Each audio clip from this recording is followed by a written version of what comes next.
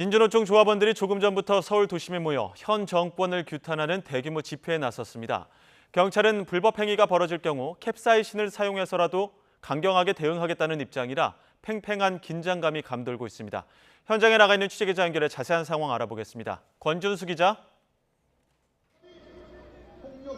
네, 서울 세종대로에 나와 있습니다. 네, 지금 한창 진행 중인 것 같은데 분위기 어떻습니까?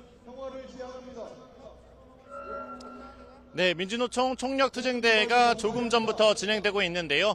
분신 사망한 조합원에 대한 묵념과 임을 위한 행진곡 재창으로 오후 4시 20분쯤부터 막 시작됐습니다. 경찰 추산 2만여 명이 이곳 세종대로에 모일 것으로 추산되는 가운데 교통 혼잡과 소음 문제가 빚어지고 있어 시민들이 불만을 호소하기도 했습니다. 우선 민주노총은 문화공연과 전체 합창을 끝으로 오후 5시에 본 집회를 해산하기로 했는데요. 조금 늦게 시작한 탓에 조금 늦게 끝날 가능성도 있습니다. 민주노총은 이번 집회에서 최근 정부의 노조 탄압이 도를 넘고 있다며 향후 고강도 투쟁을 예고했습니다. 특히 정부가 지난 1일 노동절에 분신 사망한 고 양회동 조합원에게 사과 한마디조차 하지 않고 있다며 규탄 집회를 이어가고 있는데요. 본 집회가 끝나도 산하단체인 건설노조 1,500명은 그대로 남아 저녁 7시부터 청계천에서 야간문화제를 열고 추모 시간을 갖기로 했습니다. 이에 경찰은 기동대를 그대로 배치해 모든 집회가 완전히 끝날 때까지 상황을 지켜보기로 했는데요. 경찰은 구호를 심하게 외쳐 소음 문제가 발생하는 등 불법 행위가 있을 경우 바로 현장에서 대응한다는 방침입니다. 앞서 경찰도 이 불법 집회에 대해서는 강경한 대응을 여러 번 예고하지 않았습니까? 캡사이신 분사 이야기까지 나왔죠.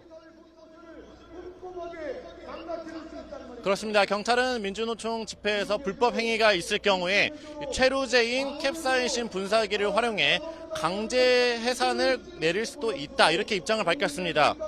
우선 경찰이 집회에서 캡사이신을 쓴 건 약 6년 전이 마지막인데요.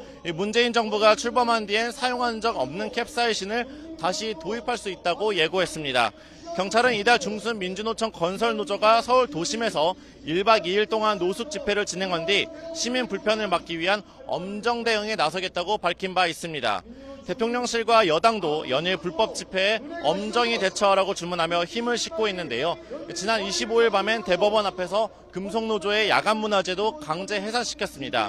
경찰은 최근 전국적으로 불법 집회 해산 훈련을 진행하고 현장에서 탁월하게 대응한 기동대원에게는 특진을 내걸기도 했습니다. 오늘도 전국에 120여 개 경찰부대 12,000여 명을 배치해 불법 집회는 법과 원칙에 따라 대응하고 주도한 사람은 현행범으로 체포하겠다고 거듭 경고했습니다.